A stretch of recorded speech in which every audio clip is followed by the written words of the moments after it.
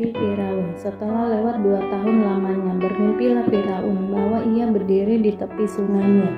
Tampaklah dari sungai Nil itu keluar 7 ekor lembu yang indah bangunnya dan gemuk badannya, lalu memakan rumput yang di tepi sungai itu. Kemudian tampaklah juga 7 ekor lembu yang lain yang keluar dari dalam sungai Nil itu.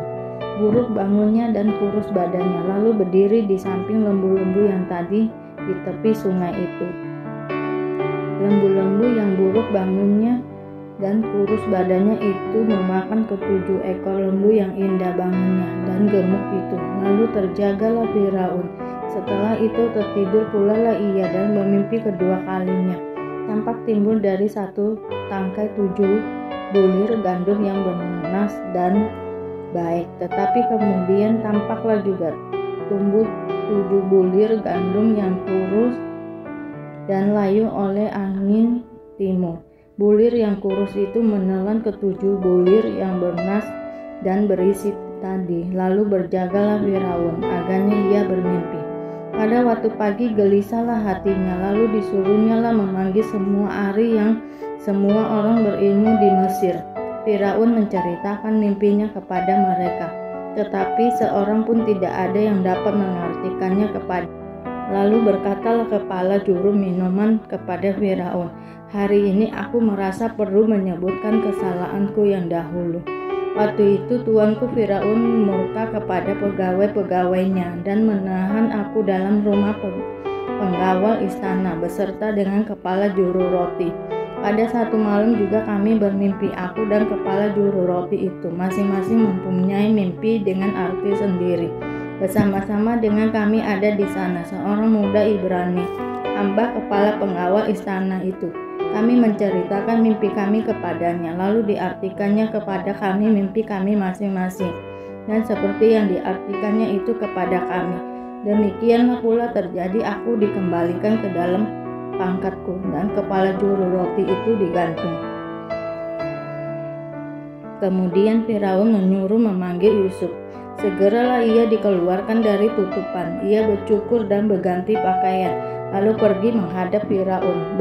Berkatalah Firaun kepada Yusuf, "Aku telah bermimpi dan seorang pun tidak ada yang dapat mengartikannya, tetapi telah ku dengar tentang engkau. Hanya dengan mendengar mimpi saja engkau dapat mengartikannya." Yusuf menyahut Firaun, "Bukan sekali-kali aku, melainkan Allah juga yang akan memberitakan kesejahteraan kepada tuanku Firaun." Lalu berkatalah Firaun kepada Yusuf, "Dalam mimpiku itu, aku berdiri di tepi sungai Nil. Lalu tampaklah dari sungai Nil itu keluar 7 ekor lembu yang gemuk badannya dan indah bentuknya, dan makan rumput yang di tepi sungai itu. Tetapi kemudian tampaklah juga keluar 7 ekor lembu yang lain, kulit pemalut tulang, sangat buruk bangunnya dan kurus badannya. Tidak pernah kulihat yang seburuk itu di seluruh tanah Mesir. Lembu yang kurus dan buruk itu memakan ke-7 ekor lembu gemuk yang mula-mula. Lembu-lembu itu masuk ke dalam perutnya, tetapi walaupun telah masuk ke dalam perutnya, tidaklah kelihatan sedikit pun tandanya. Bangunnya tetap sama buruknya seperti semula. Lalu terjagalah aku. Selanjutnya dalam mimpiku itu kulihat timbul dari satu tangkai 7 bulir gandum yang berisi dan baik. Tetapi kemudian tampaklah juga tumbuh 7 bulir yang kering, kurus dan layu oleh angin timur. Bulir yang kurus itu memakan ke-7 bulir yang baik tadi. Telah kuceritakan hal ini kepada semua ahli, tetapi seorang pun tidak ada yang dapat menerangkannya kepadaku. Lalu kata Yusuf kepada Firaun, "Kedua mimpi tuanku Firaun itu sama. Allah telah memberitahukan kepada tuanku Firaun apa yang hendak dilakukannya. Ke-7 ekor lembu yang baik itu ialah 7 tahun, dan ke-7 bulir gandum yang baik itu ialah 7 tahun juga. Kedua mimpi itu sama. Ke-7 ekor lembu yang kurus dan buruk yang keluar kemudian maksudnya 7 tahun. Demikian pula ke-7 bulir gandum yang hampa dan layu oleh angin timur itu. Maksudnya akan ada 7 tahun kelaparan. Inilah maksud perkataanku. Ketika aku berkata kepada tuanku Firaun, Allah telah memperlihatkan kepada kepada tuanku Firaun apa yang hendak dilakukannya. Ketahuilah tuanku, akan datang 7 tahun kelimpahan di seluruh tanah Mesir. Kemudian akan tumbuh 7 tahun kelaparan, maka akan dilupakan segala kelimpahan itu di tanah Mesir, karena kelaparan itu mengurus keringkan negeri ini. Sesudah itu akan tidak kelihatan lagi bekas-bekas kelimpahan di negeri ini, karena kelaparan itu. Sebab sangat hebatnya kelaparan itu, sampai 2 kali mimpi itu diulang bagi tuanku Firaun, berarti hal itu telah ditetapkan oleh Allah dan Allah akan segera melakukannya.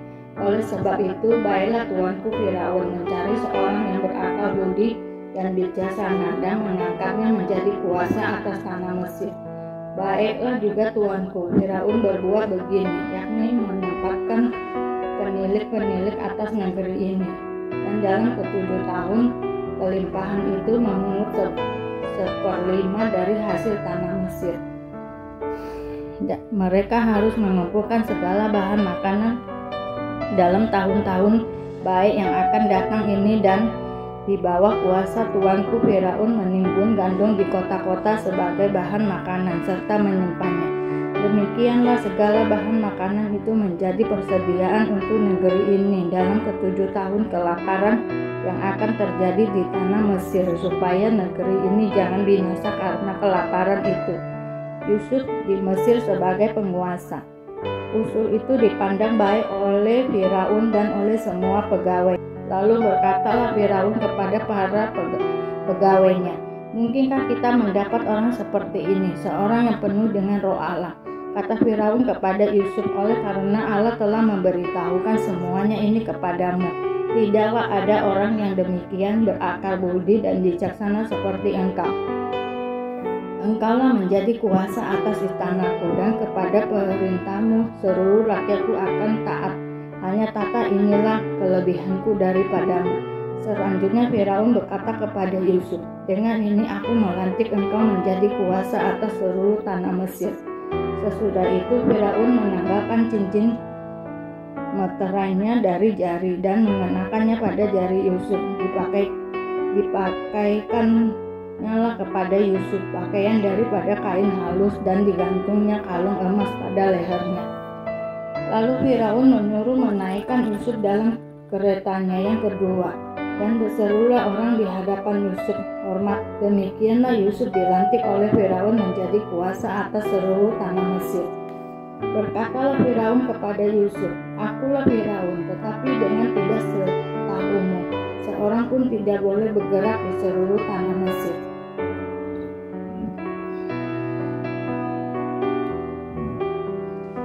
Lalu Firaun menamai Yusuf Jatnat Paanea, serta memberikan Asnat anak Potifera imam Dion kepadanya menjadi istrinya. Demikianlah Yusuf muncul sebagai kuasa atas seluruh tanah Mesir. Yusuf berumur 30 tahun ketika ia menghadap Firaun, raja Mesir itu. Maka pergilah Yusuf dari depan Firaun, lalu dikelilingnya seluruh tanah Mesir. Tanah itu mengeluarkan hasil bertumpuk-tumpuk dalam ke-7 tahun kelimpahan itu. Maka Yusuf mengumpulkan segala bahan makanan ke-7 tahun kelimpahan yang ada di tanah Mesir, lalu disimpannya di kota-kota.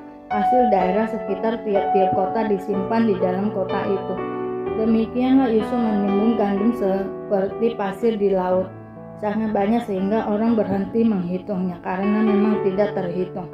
Sebelum datang tahun kelaparan itu, lahirlah bagi Yusuf 2 orang anak laki-laki yang dilahirkan oleh Asnat anak Potifera imam Dion.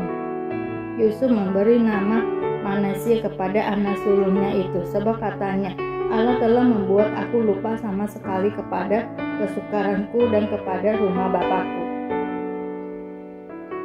Dan kepada anaknya yang kedua diberinya nama Efram, sebab katanya, "Allah membuat aku mendapat anak dalam negeri kesengsaraanku." Setelah lewat ke-7 tahun kelimpahan yang ada di tanah Mesir itu, mulailah datang ke-7 tahun kelaparan seperti yang telah dikatakan Yusuf.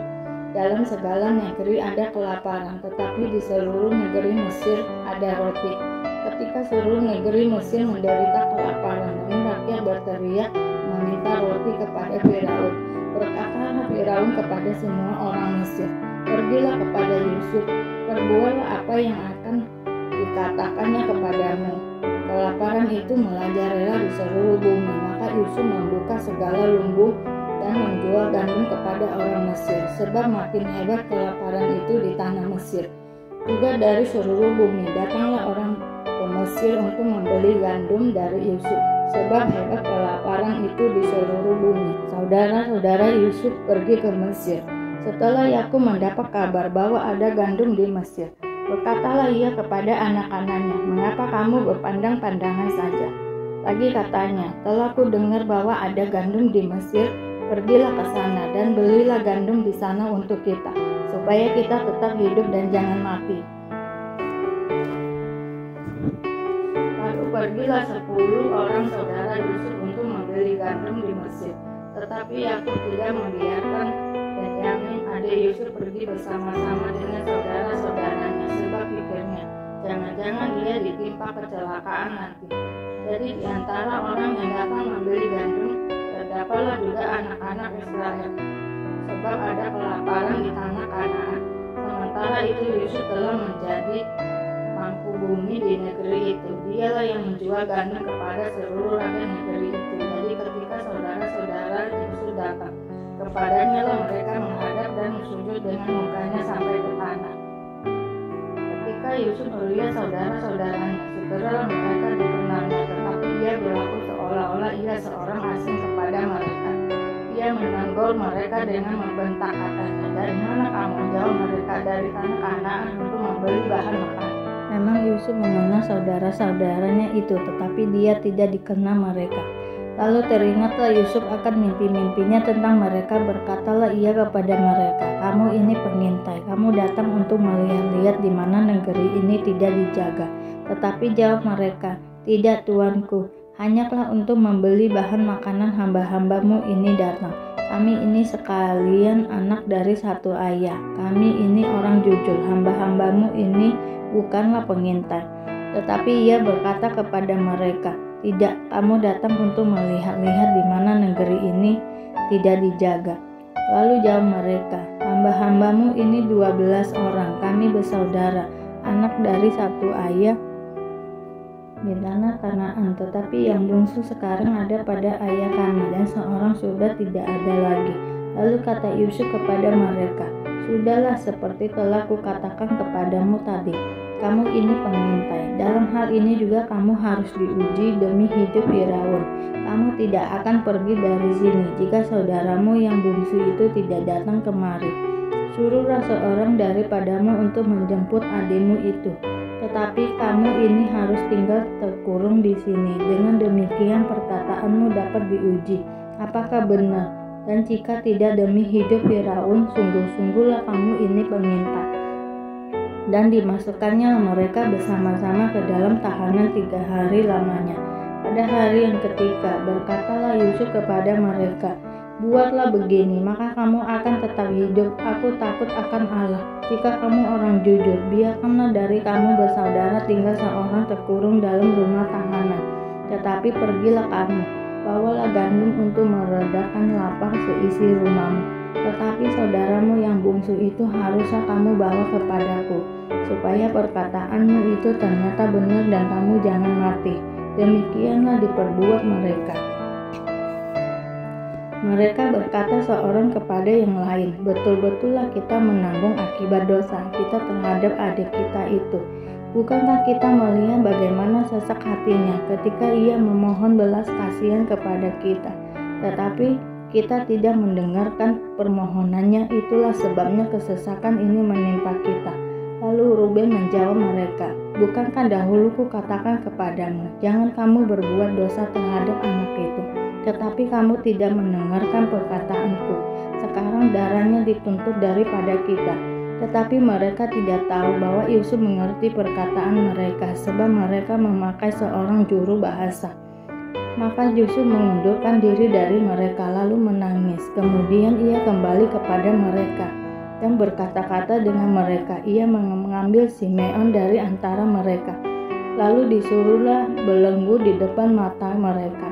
Sesudah itu Yusuf memerintahkan bahwa tempat gandum mereka akan diisi dengan gandum dan bahwa uang mereka masing-masing akan dikembalikan ke dalam karungnya, serta bekal mereka di jalan akan diberikan kepada mereka.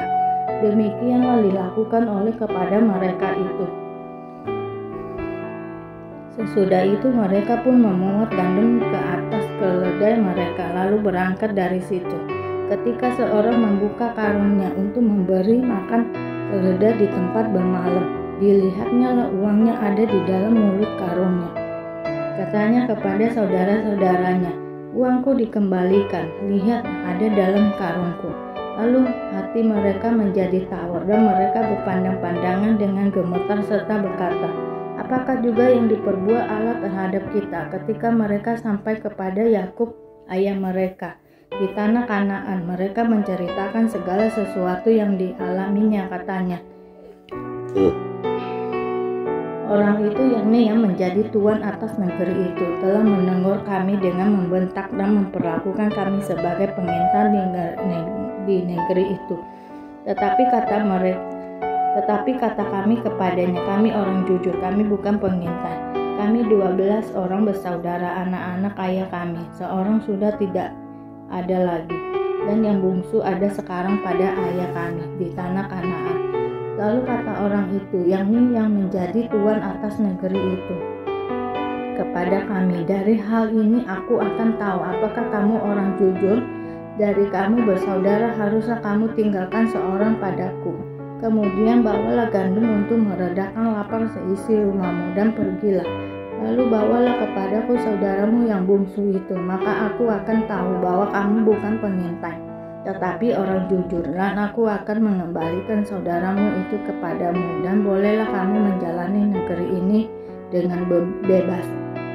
Ketika mereka mengosongkan karungnya, tampaklah ada pundi-pundi uang masing-masing dalam karungnya. Dalam ketika mereka beserta ayah mereka melihat pundi-pundi uang itu, ketakutanlah mereka, dan Yakub ayah mereka berkata kepadanya, "Kamu membuat aku kehilangan anak-anakku. Yusuf tidak ada lagi, dan Simeon tidak ada lagi.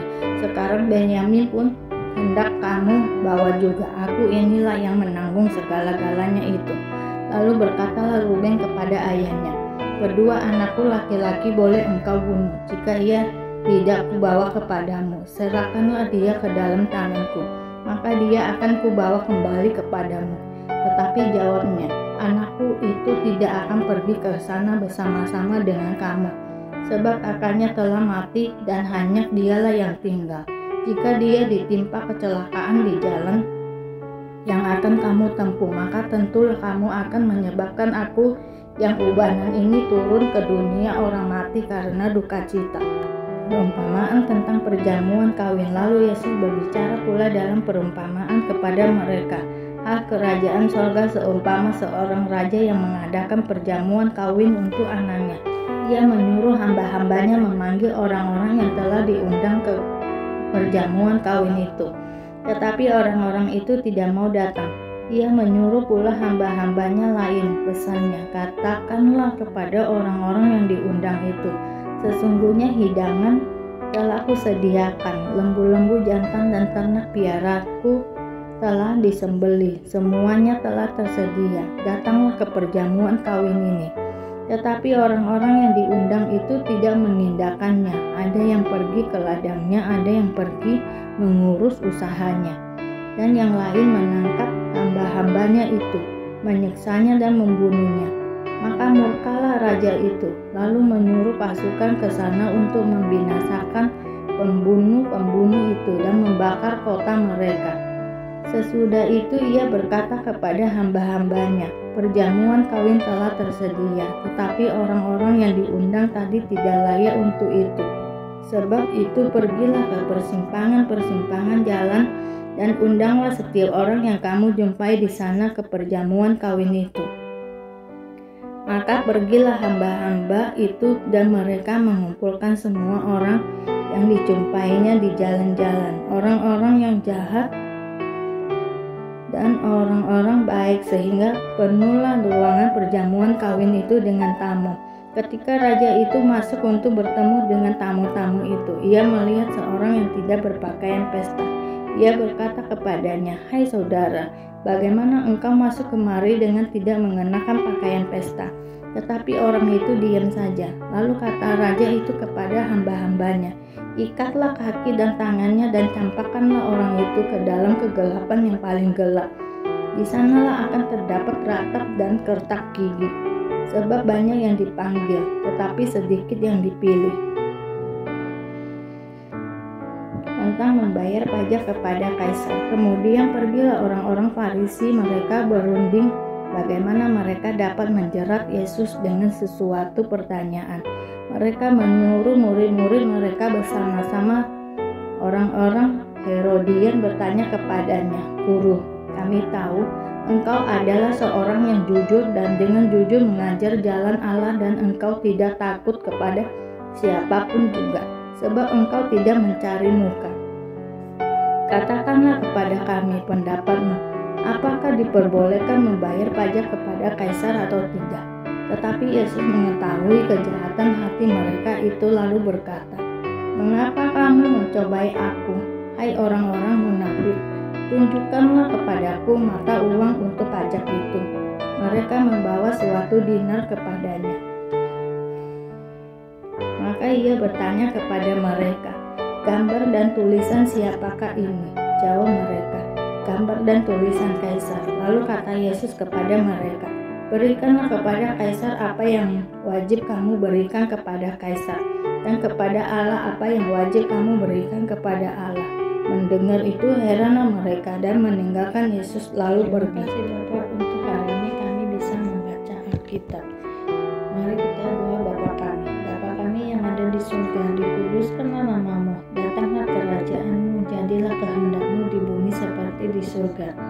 Berikanlah kami pada hari ini makanan kami yang secukupnya, dan ampunilah kami akan kesalahan kami, seperti kami juga mengampuni orang yang bersalah kepada kami.